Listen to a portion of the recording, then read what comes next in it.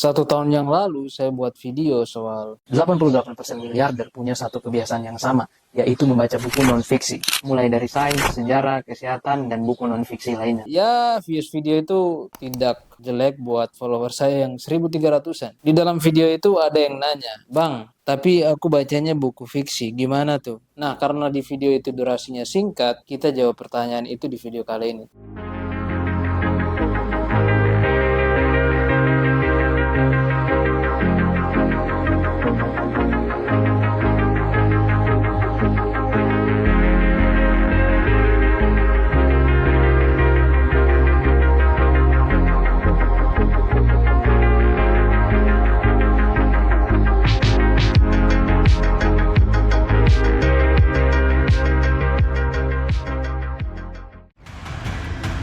Sebelum kita masuk lebih dalam lagi, saya mengajak kita untuk melihat apa itu buku. Di KBBI, buku hanya lembar kertas berjilid, berisi tulisan, atau kosong. Umumnya kita tahu buku adalah sumber ilmu pengetahuan. Namun saya mengajak Bapak Ibu sekalian untuk kita melihat lebih dalam lagi. Mungkin ini hal yang jarang dibicarakan. Buku adalah rekam jejak kecerdasan kehidupan manusia. Buku adalah dokumentasi yang berisi ilmu pengetahuan, teori, dan pencapaian manusia, baik dalam bentuk sejarah maupun gagasan. Kedua, buku adalah pengalaman kompleksitas manusia. Buku sebagai ekspresi pengalaman dan perasaan manusia, ini mencangkup sastra, biografi, atau bahkan refleksi filosofis yang menunjukkan keberagaman sudut pandang manusia. Dari sini kita tahu nih, buku ada 2 klasifikasi, ada fiksi dan juga non-fiksi. Kita bahas dampak langsungnya dan penting gak pentingnya.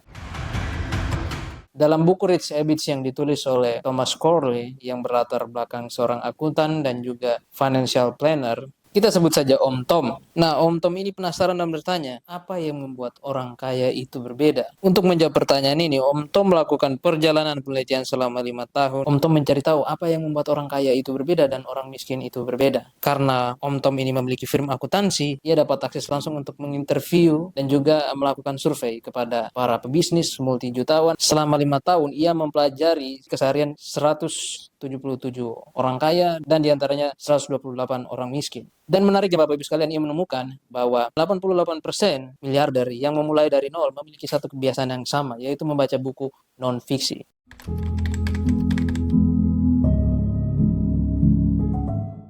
Apa itu non-fiksi?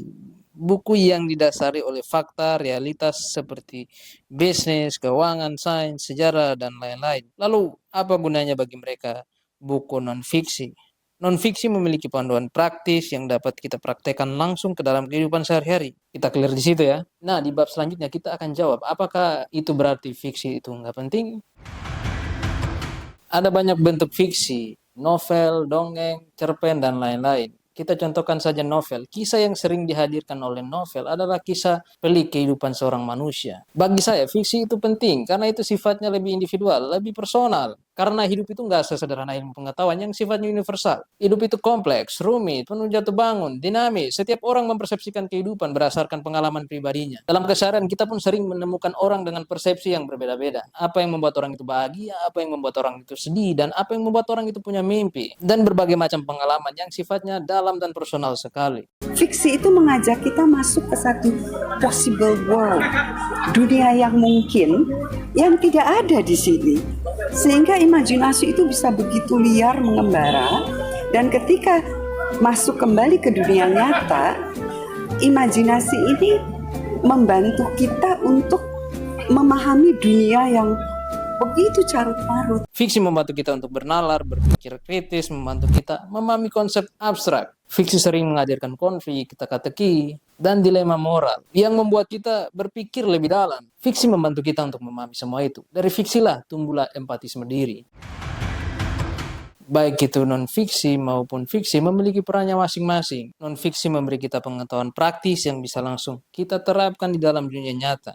Fiksi mengajarkan kita pemahaman emosional, empati, dan cara berpikir kritis terhadap kompleksitas kehidupan. Keduanya saling melengkapi, baik itu fiksi, non-fiksi. Non-fiksi membentuk wawasan dan keterampilan, sementara fiksi memperkaya jiwa dan cara kita memahami dunia. Jadi, kamu tim yang mana nih? Fiksi atau non-fiksi? Silakan komen. Monggo dipencet tombol subscribe-nya. Sampai jumpa di konten selanjutnya. Showima Kasumas.